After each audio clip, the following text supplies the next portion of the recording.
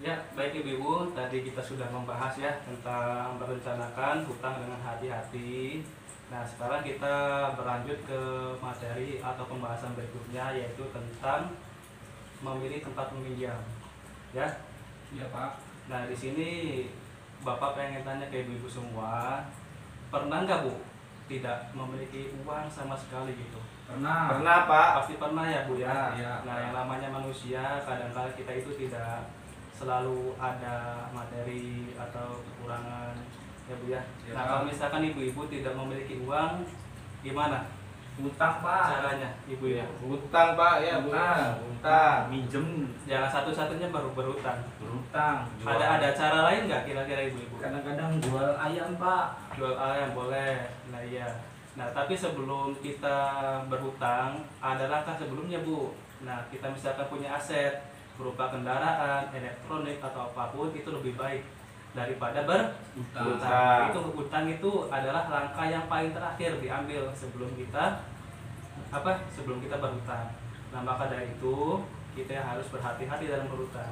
Ya biar lebih semangat, Bapak ada sedikit penyegaran Bu ya. Iya. Ya, Kalau Pak. misalkan Bapak bilang KPM PKH, ibu-ibu nanti bilang yes, yes, yes, KPM PKH sukses. Bisa Bu ya? Bisa, Nah, Pak.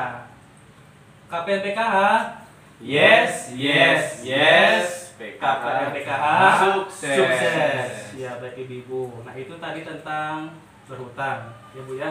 Tapi ada banyak sekali tempat untuk meminjam uang, baik perseorangan atau juga perlembagaan ya Bu ya. Tapi tetap harus hati-hati, dipilih dengan bunga yang paling sedikit atau yang paling kecil, supaya nanti tidak terjebak dengan pengembalian yang sangat besar sekali ya ibu-ibu. Baik. Nah, di tempat meminjam itu pasti ada kelebihan dan kekurangannya masing-masing. Ada yang bunganya besar, ada yang pengembaliannya juga besar. Nah itu kita juga harus berhati-hati supaya tidak terjebak ya Bu ya. Iya, Pak. Nah nanti Bapak jelaskan di flip chart AB ya. Di sini ada tempat meminjam. Ibu-ibu bisa perhatikan di sini Bu ya. Ya. Di flip chart AB tempat meminjam itu banyak sekali Bu. Kira-kira apa tempat meminjam uang itu bentuknya seperti apa? Yang perseorangan atau perlembagaan, kira-kira apa Bu contohnya? Biasanya di bank pasar Pak. Bank pasar betul. Ada lagi Bu? Di koperasi Pak. Koperasi betul. Ada lagi kira-kira yang paling tenar, yang paling terkenal kira-kira Bank apa? keliling Pak. Bank keliling. Ada juga bank Apa Pak? ini ya, bank yang terkenal misalkan bank BNI, bank Oh, BRI. iya. Nah itu yang paling utama. Tapi tetap ada bunganya. Iya Pak. Ibu-ibu tetap pilih bunga yang paling Rendah. rendah betul. Nah di sini ada sumber pinjaman yang paling sering digunakan ibu-ibu atau peminjam yang lainnya. Yang pertama itu di saudara dekat dulu. Nah saudara ibu-ibu juga kadang-kala kan punya uang, itu boleh dipergunakan untuk meminjam kalau ibu-ibu tidak punya uang. Nah terus juga ada yang paling berbahaya, jangan sampai kita terjebak ke dalam hutang ke rentenir, karena nanti pengembalian uangnya juga pasti lebih besar. Nah setelah itu ada kelompok simpan pinjam Bu ya. Iya Pak. Selanjutnya ada koperasi simpan pinjam dan bank pasar. Nah nanti di sini yaitu tadi saudara sendiri, rentenir, bank simpan pinjam, kemudian koperasi simpan pinjam, bank pasar. Ada yang namanya prosesnya cepat dan mudah, perlu jaminan, ada batas maksimal pinjaman, bunga total pengambilan paling tinggi, dan periode pengembalian bisa disesuaikan atau tidak ya. Nah misalkan contoh yang pertama ibu-ibu ya, misalkan ibu-ibu itu pinjam ke saudara masing-masing. Nah prosesnya itu kira-kira mudah atau susah Bu? Mudah Pak kalau ada. Kalau ada mudah Bu ya. Mudah, Pak. Nah, perlu jaminan tidak kalau ke saudara sendiri Bu? Biasanya enggak Pak. Tidak ada Pak, jaminan ya, biasanya, berarti iya. mudah ya. Nah kemudian ada batas maksimal pinjamannya Bu? Ada Pak. Biasanya. Sesuai kemampuan saudaranya Pak. Itu sesuai kemampuan saudara yang meminjam ya. Iya. Nanti kesepakatan antara peminjam dan yang dipinjamin berapa, karena namanya saudara sendiri kan nanti ada rasa kasihan ya Bu ya. Iya Pak.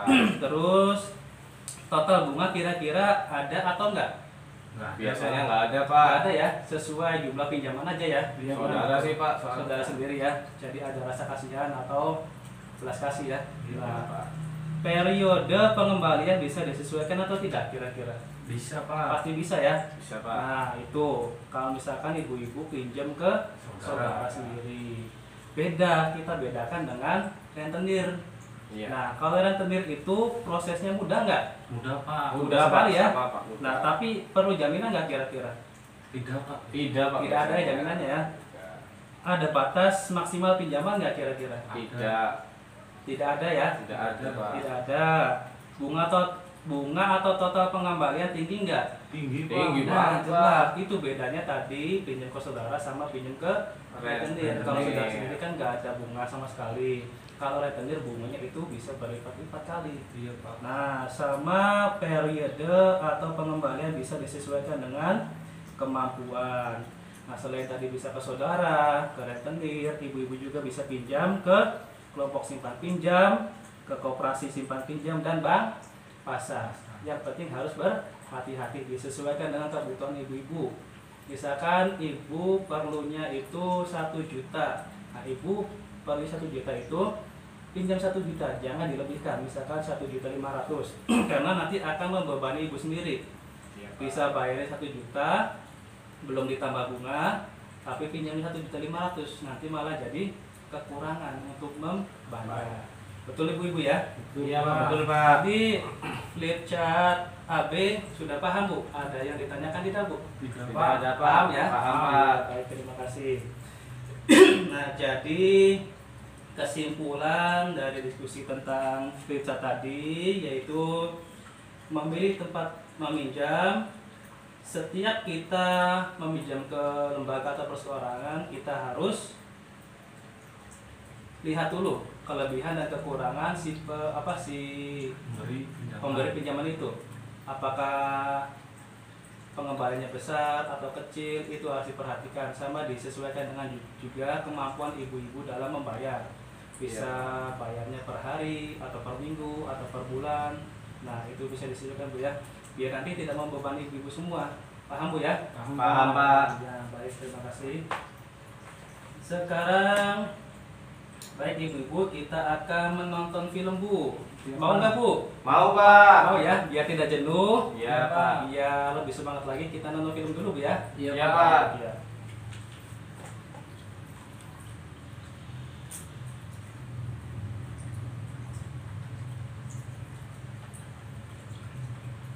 Ya, silahkan ditonton dulu ibu-ibu ya.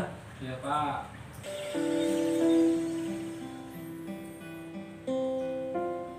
Untung saja kita punya kartu jam Kesmas ya nak.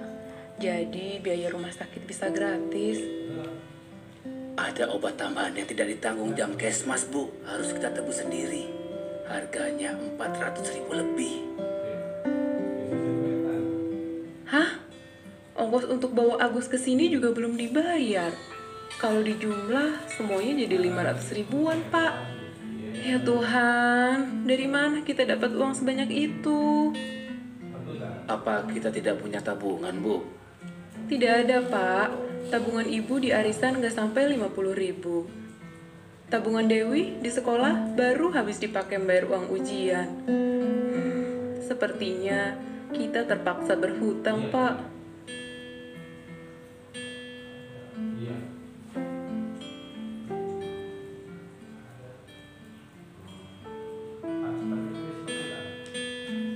Ibu menyesal pinjam uang ke Bu Raiba.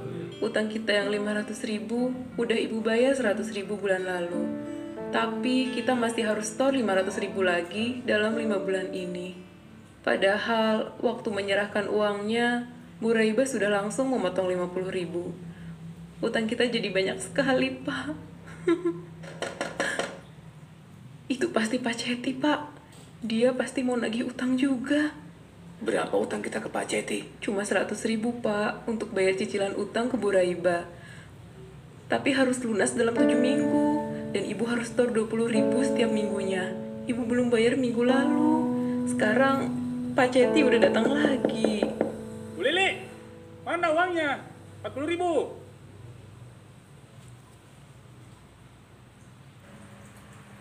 Ya, baik ibu-ibu tadi sudah dilihat ya filmnya ya.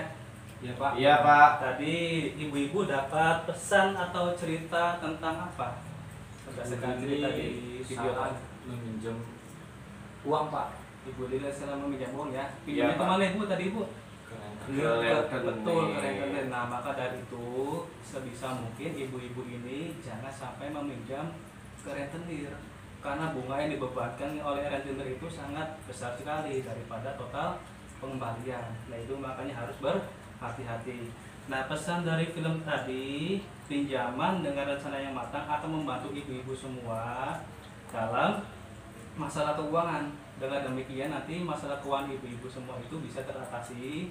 Misalkan kalau misalnya tadi tidak punya uang, meminjam tapi pinjam uangnya harus berhati-hati. Hati-hati. Itu nanti akan membantu ibu-ibu semua dalam perencanaan keuangan yang lebih Baik. baik ibu-ibu. Nah, sampai di sini bisa dipahami Bu ya? Iya, Pak. Alhamdulillah. Kalau misalkan bisa pahami, ibu-ibu nanti kita langsung ke pembahasan berikutnya yaitu tentang menabung secara rutin. Rutin. Tentang apa Bu tadi Bu? Menabung secara Rutin. Baik, terima kasih Bu.